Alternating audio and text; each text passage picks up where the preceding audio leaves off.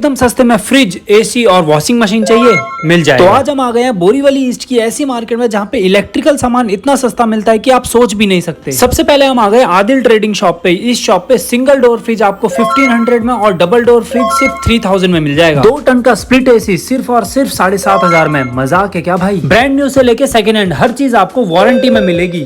Second hand washing machine सिर्फ 3500 में और ये चमचमा के दी जाती है। इतना ही नहीं, यहाँ पे तो लोहे के दाम भी बहुत कम है। बाहर मार्केट में लोहा 100 रुपए किलो और यहाँ पे सिर्फ 65 रुपए किलो। हमें दिखे एक शीशों की दुकान, इतने सेक्सी और इतने सस्ते शीशे देख के हमारा तो खरीदने का मन कर गया। और ये 2 शीशे खरीद के हम घर को चलते हैं और आप चैनल को सब्सक्राइब करें। Bye bye.